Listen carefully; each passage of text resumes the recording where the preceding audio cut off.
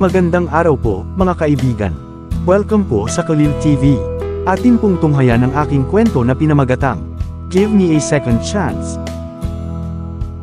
Pero kung bago ka pa lang sa aking channel, paki-like po ng aking video, paki-click po ng subscribe button gayon din ang bell icon para lagi kayong updated sa mga paparating ko pang uploads.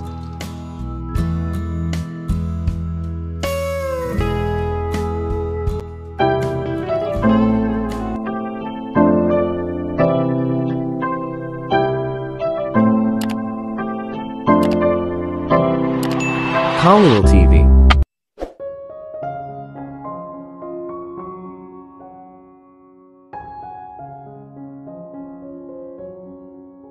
Baby, nalito ako. Oh God, hindi kami gumamit ng proteksyon.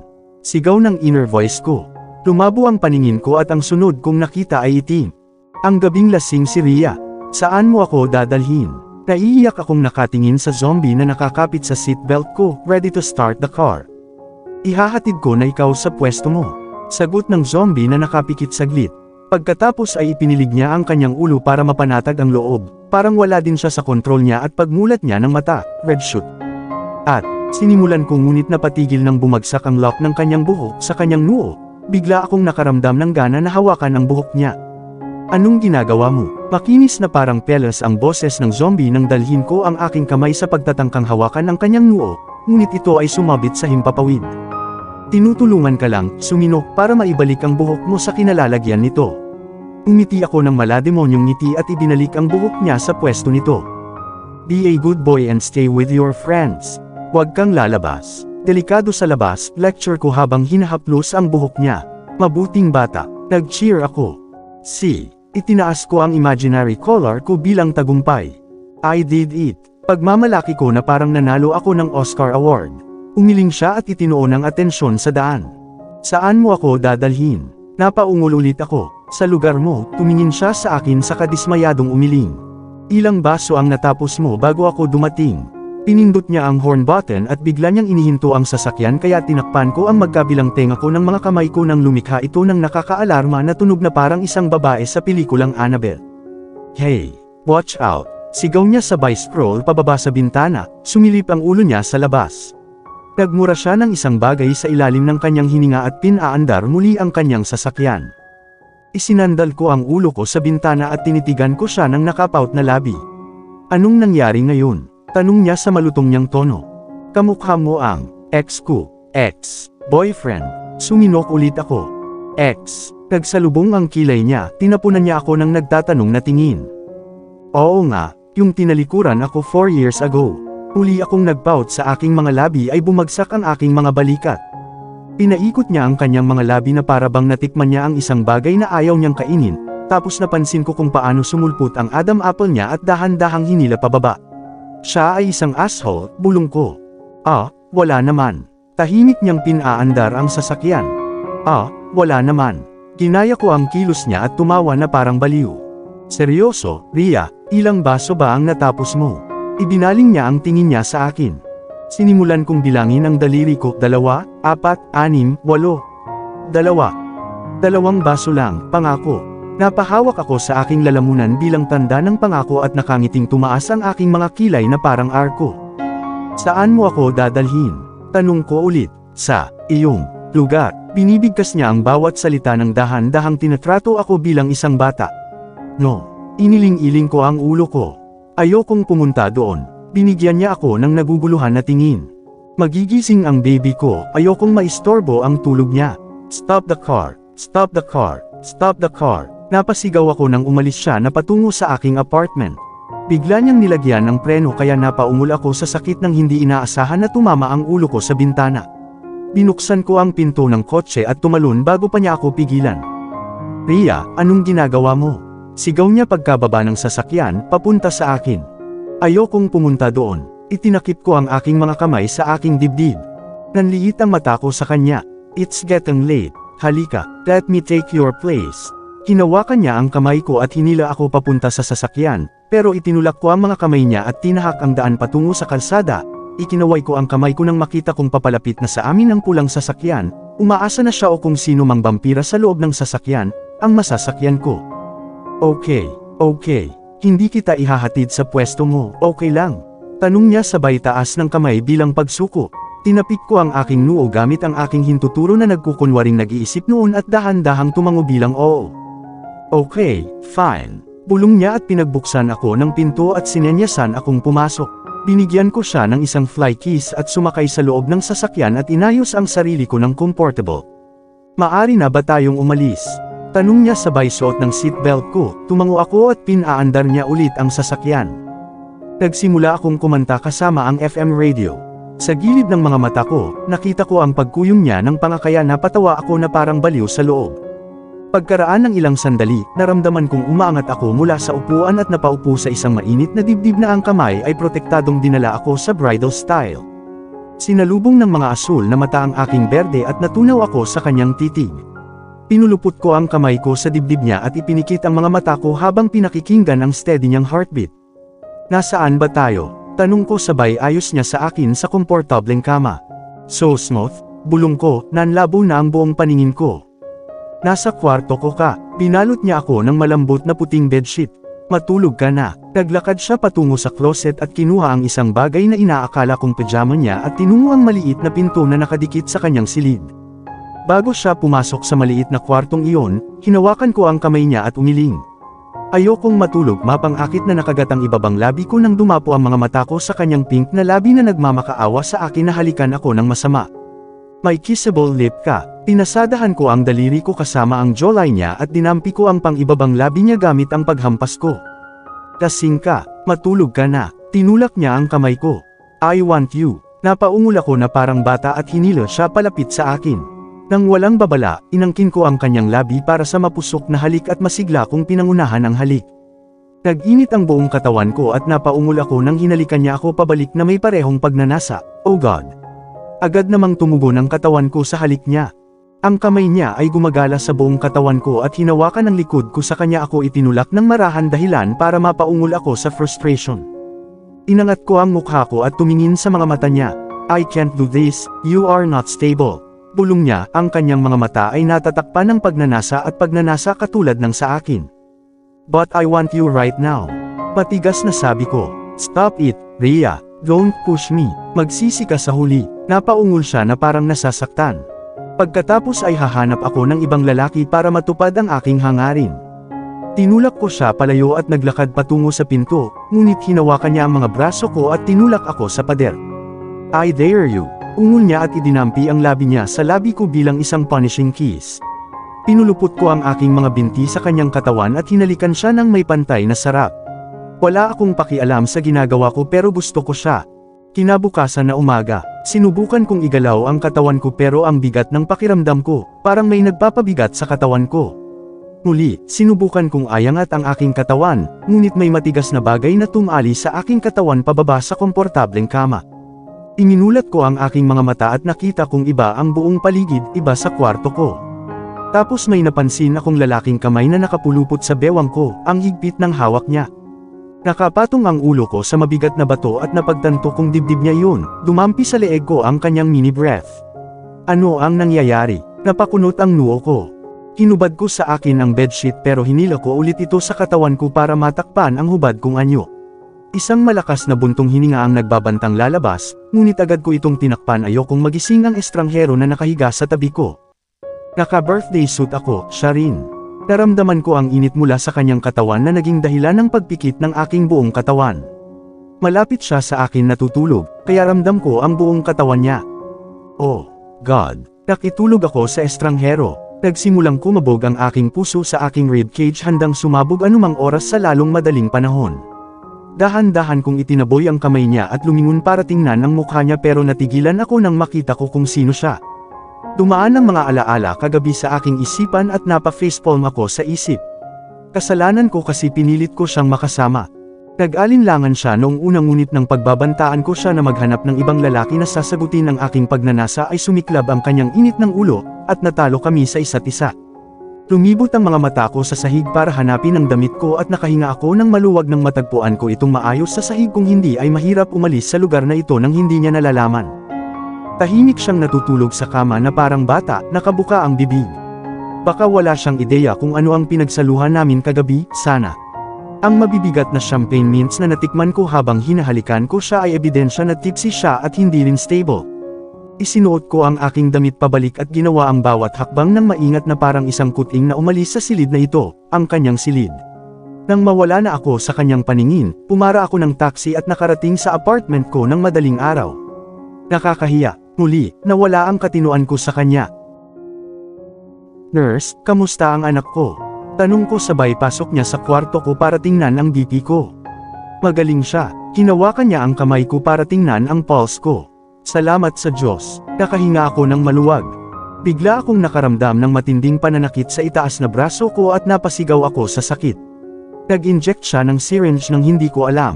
Sinamaan ko ng tingin ang nurse na binigyan ako ng kakaibang tingin. Ano ang masasabi kung hindi ako mahilig sa injection, hindi ko naman kasalanan eh. Kusa namang pinunasan ng kamay ko ang tiyan ko at bumilis agad ang pintig ng puso ko.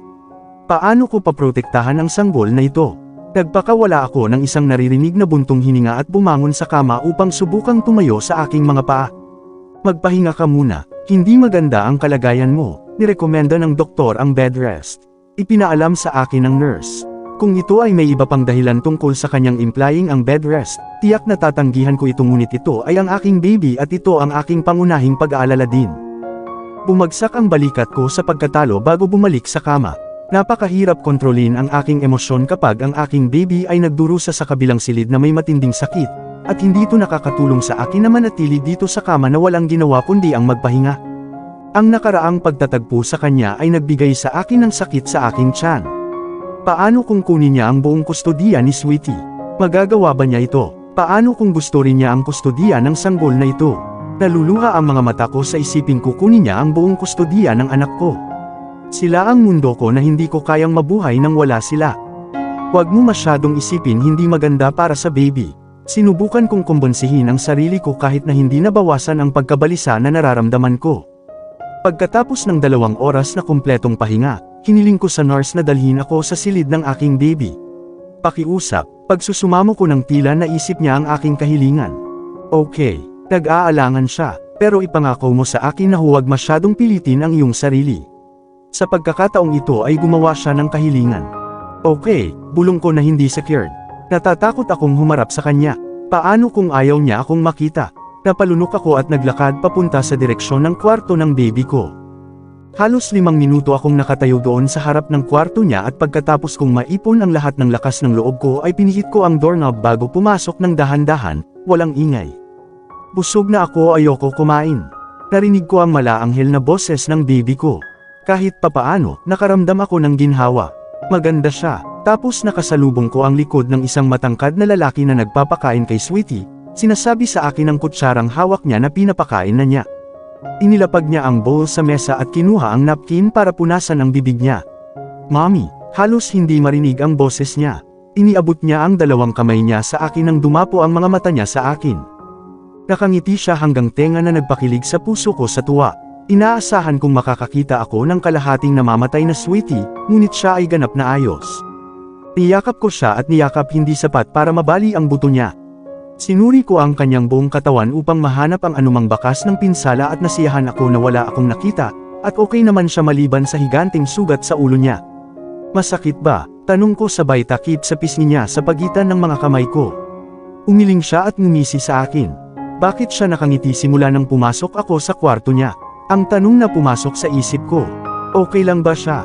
Mommy, kinaplos niya ang pisngi ko na nagpawala sa ulirat ko. Yes, baby. Tinulungan ko siyang maupo sa kama. Bibigyan mo ba ako ng baby? Tuluyan na akong nawalan ng malay sa tanong niya. Ano? Sinong nagsabi sa'yo? Nagawa kong bigkasin. Wala akong ideya kung paano niya nalaman. Plano kong sabihin sa kanya kapag naging normal na siya pero hindi ngayon. Si Tito, itinuro niya ang kanyang hintuturo sa taong iyon at nakita ko siyang nakatayo sa tabi ng mesa na may suot na masakit na ekspresyon sa kanyang mukha. Kahit sino sa kanyang sapatos ay ganoon din ang mararamdaman kung tinawag siyang tito ng kanyang laman. Bakas sa mga mata niya ang napakaraming panghihinayang. Hindi ako magaling magbasa ng isip ng tao pero para sa kanya, isa itong open book na madaling maintindihan ng kahit sino. Tahimik siyang nakiusap sa akin na sabihin sa kanya ang katotohanan kung paano karelasyon niya talaga si Sweetie. Iniwas ko ang tingin ko sa kanya at nag-concentrate kay Sweetie na nakatingin sa akin na may nakakalokong ekspresyon. Tumango ako, oo, bibigyan ka ni Mommy ng kapatid para may kalaro ka. Kinilala ko siya, kung nagbibigay ito ng kasiyahan sa kanya, mas masaya akong ibunyag sa kanya ang katotohanan. Gagawa siya ng isang mabuting kapatid sa hinaharap. I love you Mommy, you are the best mom ever. Sabi niya sabay kusot ng mata. Sleep baby, si Mommy ang magkukwento ng paborito mong kwento. Kinaplos ko ang kanyang noo at ginawaran ng isang malambot na halik bago hinila ang kumot sa kanya. Nanatili ako sa kanya na nagsasabi sa kanya ng isang kwento bago siya matulog. Sa kabilang banda, nakatayo siya sa tabi ng mesa at pinapanood lang kami. Paramdaman ko na may kinalaman siya sa pag-amin ni Sweetie pero hindi ko siya kokomprontahin, sasabihin sa katotohanan na siya ang dahilan kung bakit buhay ang aking baby kahit na siya ang dahilan ng lahat mula pa sa simula. Pagbibigay sa kanya ng isang huling halik sa kanyang noo, tumayo ako sa lugar na handa nang umalis, pero pinigilan niya akong hawakan ang kamay ko. Gusto kitang makausap, tanong niya kahit papaano may halong emosyon ang boses niya na hindi ko naramdaman noon. Ayoko, pakiusap, dagdag niya na pinutol ako sa kalagitnaan ng pangungusap ko.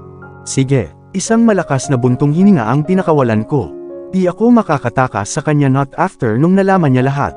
Gusto ko rin siyang makausap, lalo na, hilingin sa kanya na lumayo sa buhay ko at ng baby ko. Siguro ito na ang tamang panahon para pag-usapan ang mga bagay sa pagitan namin. Huwag dito, sabi ko at naglakad na papunta sa kwarto ko.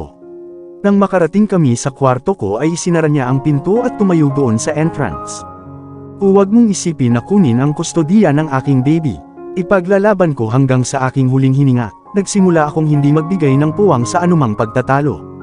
I'm sorry, umirap siya habang nakatingin sa sahig na walang sapat na lakas ng loob na harapin ako. Kung paano magkakaroon ng lakas ng loob ang lalaki kapag siya mismo ang gumawa ng lahat ng pinsala. Sorry para saan? Inisiyan ko. Kung sa tingin niya ay ibabalik ng isang sorry ang lahat, ipapakita ko sa kanya kung gaano siya naging mali. Lahat ng emosyong hawak ko sa loob ay handa ng sumabog. Para sa pagtatapon sa akin. O kitilin ang buhay ng aking anak. Sumigaw ako sa harap ng kanyang mukha at napaluha, ang pagkawala ng baby ko ay sumasagi pa rin sa akin. Please Rhea, calm down. Hindi ito maganda para sa baby natin. Hinawakan niya ako sa braso at niyakap. Ang baby natin. Tinapunan ko siya ng masamang tingin. Baby ko yan. Wala kang karapatan sa baby na ito ni Sweetie. Pinandilatan ko siya sa pamamagitan ng aking makikinang na mga mata. May lakas siya ng loob o kung hindi, hinding-hindi siya maglalakas loob na magsabi ng ganyan. Bitawan mo ako. Kumalas ako sa pagkakahawak niya at kumalas siya sa pagkakahawak niya sa akin. I'm sorry Rhea but please give me a chance to amend my mistakes. Hinaplos niya ang buhok ko ng marahan.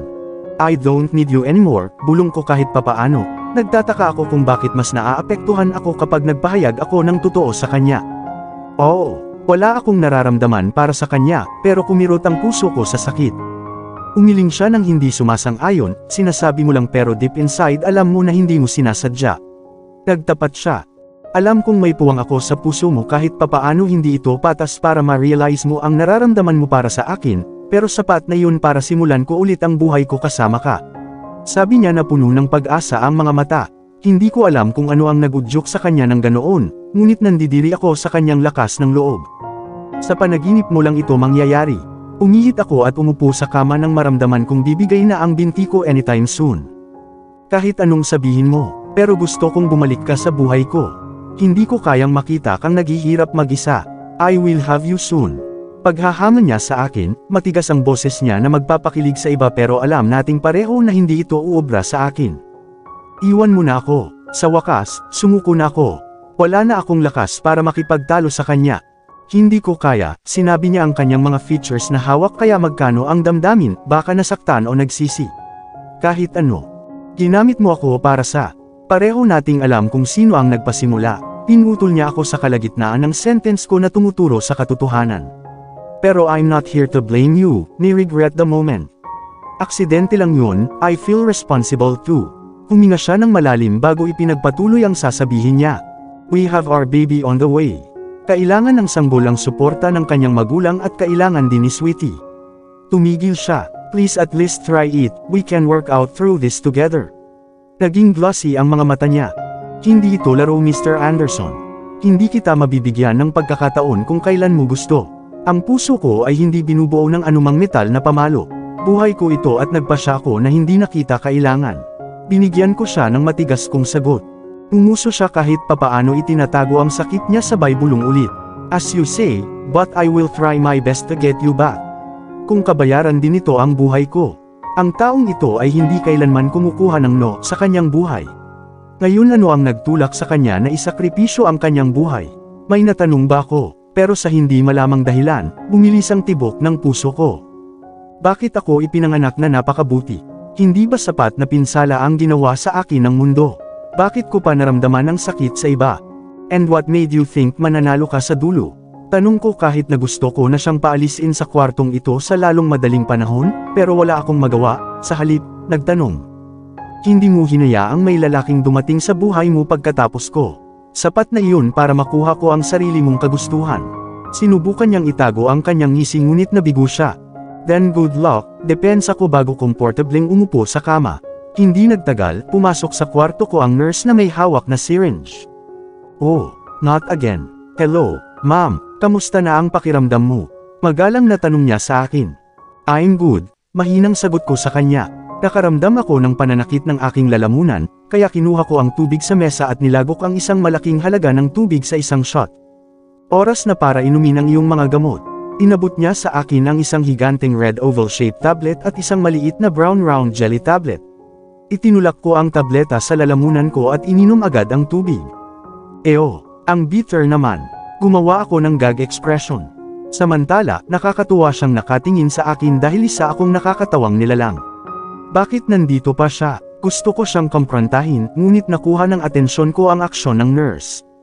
Idiniin niya ang ilalim ng plunger na flange pataas gamit ang kanyang thumb habang hawak ng kanyang hintuturo at gitnang daliri ang barrel tube hanggang sa lumabas ang likido. Parang batang babae, pinagmamasdan ko ang bawat galaw niya. Kinuha niya ang bulak at pinunasan ang itaas na braso ko bago tinusok ng karayom ang balat ko.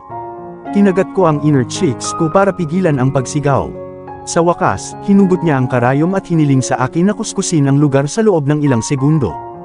Takot ka pa sa injection? Diba? Tanong niya na halata sa boses niya ang pag-aalala. Hindi ko pinansin ang tanong niya at tumalikod.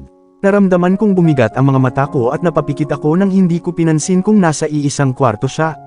Maya-maya ay naramdaman ko ang malambot ngunit basang halik sa aking noo ngunit wala akong lakas para tumutol. Sa kaibuturan ko ay nakatulog ako ng mapayapang idlip. Out of nowhere, ang umuusbong na tunog ay bumangon sa hallway na nagdudulot ng panganib sa aking magandang tulog. Napaungol ako sa frustration at binuksan ang mga mata ko. Napatingin ako sa wall clock, pasado 8:00 na ng umaga. Oh, sumikat na ang araw. Ipinihit ko ang aking mga labi na nakaramdam ng pagkainggit dahil doon. Magpapasalamat ako kung magkakaroon ako ng mas maraming oras para matulog. Napabuntong hininga ako sa pagkatalo, tinanggal ko ang bedsheet mula sa akin bago nagpakawala ng mahinang paghikab ngunit muli kong narinig ang umuungol na tunog mula sa hallway na halos mabingi ang aking tenga. Ano ang nangyayari? Tapos may narinig akong magasgas na tunog ng metal na sinundan ng isang babaeng sumisigaw. Oh God! Ang bilis ng tibok ng puso ko. Wala akong ideya kung ano ang nangyayari doon ngunit muli isang pamilyar na boses ang nakakuha ng atensyon ko na nagpapadala ng goosebumps sa aking tiyan. Napalunok ako bago hinayaan ang aking mga paa na dalhin ako sa harap ng pintuan. Nanginginig ang kamay ko sa takot nang dumampi ang palad ko sa malamig na metal ng doorknob. It's not what you think.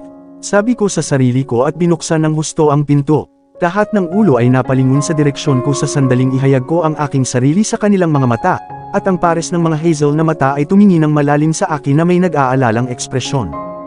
Sa kabilang banda, pinandilatan ni Draco ang isang tao, ang kanyang mukha ay naging kulay ng malalim na pula. Sinundan ko siya ng tingin tapos nakita ko si Khalil na duguan na nakahandusay sa sahig at nakahawak sa tiyan niya ng masakit habang tinutulungan siya ng nurse na tumayo mag-isa. Rhea, baby girl, okay ka lang? Lumapit sa akin si Daniel at hinawakan ang pisngi ko. Lumapit ako sa kanya at hinayaang tumulo ang aking mga luha sa aking pisngi. Siya ang aking big brother, siya ang dahilan kung bakit buhay pa kami ni Sweetie. Matapos ang pagkamatay ng aking sanggol, ako ay lubos na nabasag. Medyo hindi nakakatulong ang kalagayan ng kalusugan ni Sweetie. Siya ay nagiging mas masama araw-araw. Nawalan ako ng pag-asa at nawalan ng pag-asa pero lumaban si Daniel hanggang sa huli at ibinalik ang buhay ng baby ko. Nanginginig ang boses ko. I'm fine. Huwag kang umiyak, nandito ako para sa iyo. Hindi ko hahayaang lalapitan ka ng bastard. Hinaplos niya ang buhok ko ng marahan bago ang matigas na titig niya ay bumaling kay Khalil na nagpupunas ng bibig gamit ang likod ng kamay niya, gayunpaman, ang dugo ay humihilik sa pamamagitan nito. Rhea, halika, maupo ka. Inakay ako ng asawa ni Daniel na si Laura para maupo. Bakit nandito ka pa? Hindi ka ba natatakot sa buhay mo? Sa pagkakataong ito, binalaan siya ni Dalen, ang pangalawang kapatid ng pamilya ng Smith, na ibinato sa kanya ang parehong nakamamatay na liwanag na ibinigay ni Draco. Nagpapasalamat ako sa iyong mga kapatid, kung hindi ay idedemanda ko ikaw sa lugar na ito. Sinubukan niyang bawiin ang boses niya. Nakakatakot ang itsura niya, may mahabang hiwa sa dulo ng ilong at may malaking pasa sa pisngi, kasama ang panga. Tinuruan nila siya ng leksyon pero kahit papaano ay kumirot ang puso ko na makita siyang nasasaktan. You motherfucker! Hinawakan ni Dalen ang kamay niya at lumapit sa kanya. Nang dumapo ang kanyang kamao sa kanyang mukha, muli siyang humalik sa sahig at napaungol sa sakit. Enough! Isang boses ang umalangaw sa pasilyo na nagpapadala ng panginginig sa gulugod ng lahat. Nakita ko kung paano napalunok si Draco, nanginginig ang kamay sa pag-aalala.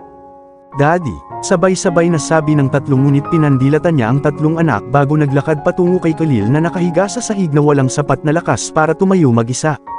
Dad, he is, panimula ni Daniel ngunit napahinto siya sa gitna nang bigyan siya ng isang matilim na tingin ng kanyang ama. Padabog na lumabas ng ospital si Dalen, habang nagmumura ng isang bagay sa ilalim ng kanyang hininga. Alam nilang hindi nila kayang labanan ang kanilang ama. Iginagalang nila ang bawat desisyon ng kanilang ama kahit na ito ay hindi patas sa kanila. Umalis ka na, utos niya na tumingin sa kanyang dalawang anak na napakatigas ng ulo na umalis sa lugar na ito. Umupo si Draco sa isa sa mga upuan habang si Daniel ay tumingin sa kung saan maliban sa kanya.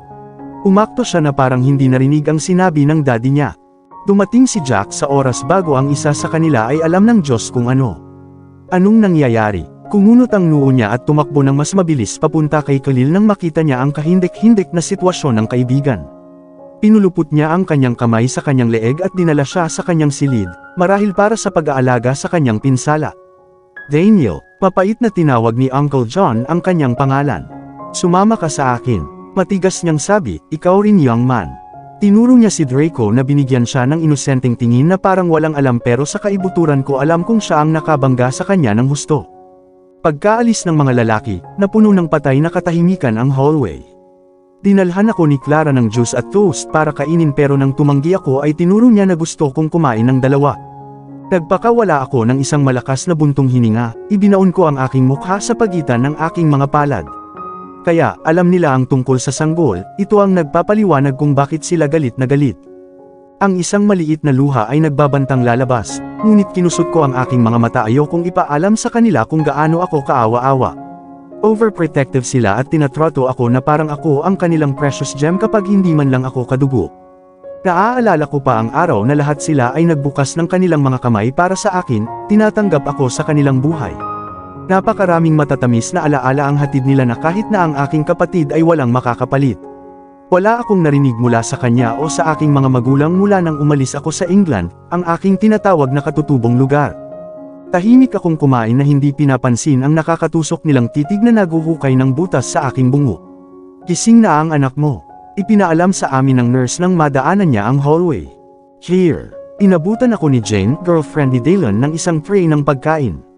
Salamat, bulong ko bago naglakad patungo sa kwarto ng aking anak. Mommy, nagsimula siyang humagulgol na ikinagulat ko. Baby, anong nangyari sa'yo? Okay ka lang? Inabot ko ang maliit niyang kamay at hinimas ang palad niya. Masakit, nangingilid ang mga luha sa kanyang pisngi. Isang malaking bukol ang nabuo sa aking lalamunan at hirap na hirap akong lunukin. Dumating ang nurse at binigyan siya ng painkiller. Noong una, nagpupersige siyang uminom ng gamot. Nasaan si Tito? Tanong niya sabay alis ulit sa akin. Siya ay, hinanap ko ang mga tamang salita. Nandito ako. Dahil sa boses niya, napalingon kami sa pinto, Tito. Excited na bulong niya, ilang malalaking hakbang ang ginawa ni Khalil at tumabi sa kanya, sa tapat ko. Anong nangyari sa'yo? Napapout si Sweetie sa labi. Napaiyak siya kaya nadurog ang puso ko sa sakit. Wala naman baby, Okay lang ako. Napangiwi siya nang dumampi ang kamay nito sa namamagang pisngi niya. Now be a good baby and take your medicine. Iniabot niya ang palad niya sa akin at sinenyasan akong bigyan siya ng tablet.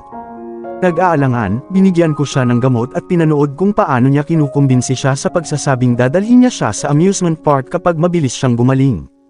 Walang pag-aaksaya ng oras, ibinukas niya ang kanyang bibig at itinulak nito ang tableta sa loob ng kanyang lalamunan at pinainom siya ng tubig. Pagkatapos noon, pinakain niya ito ng almusal hanggang sa maubos niya ang mga plato at binigyan siya ng isang basong gatas bilang panghuling hawakan. Blanko ko silang pinagmamasdan habang ang hindi kilalang emosyon ay bumaha sa aking katawan. Sa isang punto ay nais kong maging mahusay kung siya ay kasama namin, panghabang buhay, dagdag ng aking panloob na isipan. Ipinilig ko ang ulo ko para mawala ang negative trance. Nang mapagpasyang oras na para bigyan siya ng kaunting espasyo, lumabas ako ng kwarto niya pagkatapos makumpirmang nakatulog siya. Sinalubong ako ni Mommy Daisy nang lumabas ako ng kwarto ni Sweetie para sa isang yakap na nakakadurog ng buto. Oh, my poor girl. Okay ka lang. Sinuri niya ang buong katawan ko para hanapin ang anumang bakas ng pinsala tulad ng ginawa ko kay Sweetie. Ang pagmamahal ni Mommy ay laging walang hanggan maliban sa aking sarili. Ma'am, ayos lang ako. Binigyan ko siya ng mahinang ngiti. Ngayon ang buong pamilya ay nakatayo sa harapan ko at pakiramdam ko napakaliit sa ilalim ng kanilang mga titig. Ang ilang mga mukha na kilala ko ay nagbigay na ng awa sa akin habang ang ilan ay nagtapon sa akin ng isang guilty na tingin na medyo nakilala ko, ngunit hindi sigurado kung tama ang aking palagay. Ang galit na si Daniel at ang kanyang asawang si Laura nakatayo malapit sa lalagyan ng tubig. Si Dylan at ang kanyang girlfriend na si Jane ay nakaupo sa mga upuan habang si Clara ay sinubukang pakalmahin ang kanyang galit na nobyo na si Draco na patuloy na nagmumura na hindi natutuwa pakinggan. Iyon ay nagpapaliwanag na nakakuha sila ng isang malaking lecture galing kay Daddy. Nakaupo sa upuan sina Rachel at Mark habang tinitingnang mabuti ni Kent ang bawat bagong mukha. Tapos may nakita akong malabong pamilyar na mukha, ang replika ni Khalil. Besides, nakatayo ang isang matandang babae na maganda pa na inaakala kong mommy ni Khalil. Ngayon lahat ng miyembro ng pamilya ay nagtitipon dito. Kung hindi ospital, tatawagan natin itong family reunion. Iniisip ko kung ospital ba ito o ilang charity hall. Bakit nandito lahat ng tao? Hindi ba't isa sa mga alituntunin ng ospital na huwag payagan ang higit sa 2 bisita sa isang araw ngunit muli ay hindi ko sila masisisi. Napakayaman nila at mas maraming koneksyon sa mga VIP. Hindi ko man lang mahuhulaan kung sino ang nagmamay-ari nitong ospital sa mga taong ito na pinapahalagahan ko. Pwede ko bang makita ang apo ko? Tanong ng mommy ni Khalil kahit papaano may halong sakit sa boses. Not now. Isang mayabang na sagot ang lumabas nang wala sa oras at tumabi siya sa akin. She is sleeping. Let her take rest. Manutanak niyang sabi. Diba sabi ko sa'yo hindi siya mahal ng mga magulang niya. Pagkatapos nito, walang bumigkas ng anumang mga salita na labis na nagpapasalamat para sa akin. Lumipas ang isang linggo na may araw-araw na gawain ng lahat ng tao na dumarating sa isang random na oras, na nagbibigay sa akin ng isang dahilan kung bakit sila narito para suriin ako at si Sweetie at sa aking surprise, siya ay gumagana ng napakahusay kaysa sa inaasahan ko. All this time si Khalil ay nakatayo sa tabi namin na hindi kami iniiwan kahit anong segundo. Walang nangahas na itulak siya palabas na nagbibigay sa akin ng hinala na si Dad ang nasa likod ng lahat ng kaluwalhatiang ito. Ang kanyang lugar sa puso ni Sweetie ay na-promote mula uncle to friend at sobrang bilib siya sa bago niyang pagkakaibigan. Minsan, inilalagay niya ang kanyang kama habang ako ay hindi maganda, kinakain ako ng morning sickness. Sa pagitan ng mga oras na ito, nakiusap siya sa akin na sabihin sa kanya ang totoo, ngunit pinilit ko. Pinayagan ko lang siya dahil parte na siya ng paggaling ng Sweetie ko pero hindi ibig sabihin na ibibigay ko ang gusto niya. At kahapon ay naramdaman kong kinakausap niya ang aking tiyan sa gabi nang ako ay mahimbing na natutulog kung paano siya magiging isang mabuting ama. Narinig ko pa ang mga sinasabi niya tungkol sa kinabukasan ngunit masyado akong abala sa pagkalunod sa aking pagtulog. Natunaw ako sa kanyang mga salita, ngunit ito ang parehong mga salita na ginamit niya 4 na taon na ang nakakaraan noong karelasyon ko siya at ayokong mahulog muli sa kapareho niyang panlilinlang. Ma'am, please sign here. Inabot sa akin ng nurse ang isang file. Nakahinga ako ng maluwag. Sa wakas, aalisin na natin ang lugar na ito. Oo, ngayon ay magpapaalam na tayo sa ospital na ito. Hindi ko rin gustong manatili dito si Sweetie, dala nito ang lahat ng mapait na alaala na naranasan ko noong 1 taon. Pinirmahan ko lahat ng pages at ibinalik ang file sa nurse. Ria, nanigas ang katawan ko nang marinig kong tinawag niya ang pangalan ko. Kung ano ang gusto niya ngayon. Sumama ka sa akin. Nakiusap siya na ikinunot niya ako. Ano kaya ang naisip niyang sasama ako sa kanya kapag nagtanong siya? I already gave my answer, Mr. Anderson. I don't want you near me or my babies. Binigay ko sa kanya ang pinakamagalang kong sagot. Subukan mong intindihin, Rhea, hindi ligtas na mag-isa sa iyong nasirang apartment. Kinagat niya ang kanyang mga ngipin. Mind your words, Mr. Anderson. I know how to take care of myself and my babies. Saan ka nagpunta noong nasa parehong sitwasyon ako, 4 years ago? Nanlambot ang mga mata niya at napalitan ng guilty look ang galit niya. Huwag mo akong patayin. Bumulong siya, hindi ko pinansin ang pagmamakaawa niya. Tumalikod ako at naglakad patungo sa kwarto ni Sweetie, pero natigilan ako nang makita ko ang mukha niyang puno ng luha. Baby, anong meron? Itinanong ko. Naririnig ko ang kalabog sa ribcage ko. Mommy, bakit ayaw sa akin ni Daddy? Umiyak siya at ibinaon ang ulo niya sa dibdib ko at niyakap ako ng mahigpit. Bakit hindi niya ako pinuntahan? Ang pangit ko ba? Umuso siya. Oh God, kung bakit hindi niya nasa isip ang salitang patay, pero hindi ko siya masisisi. Halos malapit na siyang mag-4. Baby, wala sa atin ang daddy mo. Pinunasan ko ang mga luha niya gamit ang mga kamay ko. Pero sabi ni Lolo nandito siya sa atin. Napahikbi siya, nanlaki ang mata ko sa gulat. Sabi niya ano? Kailan niya sinabing, nilunok ko ang bukol sa aking lalamunan na hindi na natapos ang pangungusap? Bakit niya ginawa ito sa amin? Isa siyang ama sa akin, hindi niya sinaktan ang damdamin ko o ni Sweetie, pero muli bakit niya ginagawa? Daddy, iniunat niya ang kanyang kamay bago umakyat sa kama at kumaripas ng takbo patungo sa braso ni Khalil na nanlamig sa kanyang kinatatayuan, ngunit kahit na sa ganitong problema, hindi siya nabigo na yakapin siya nito. Daddy, please, don't leave me, I love you. I will be a good girl, I promise. Basag na basag ang boses nito. Nagilty ako sa pagkaladkad ko sa kanya papasok sa aming gulo. Bata siya at deserve niya ang bawat kaligayahan sa buhay niya, pero inagaw ko ang lahat para sa kasakiman ko. Pinulupot ni Sweetie ang magkabilang kamay sa leeg nito at ibinaon ng mukha sa leeg nito. Ang kanyang mga mata ay nagtataglay ng labis na pagsinta at pagmamahal, kasabay nito, ang paghihirap ay katibayan sa kanyang mukha. Daddy, kailangan mo ng maayos na paliwanag sa ginawa mo. I mentally take a note. At dito na po, nagtatapos ang part 16 ng ating kwento. Sabay-sabay po nating abangan ang susunod na kabanata. Paki-support rin po ng mga kwentong pag-ibig ni Deborah Stories at Lucas Khalil TV, ang aming munting channel. Maraming salamat po. God bless and stay safe.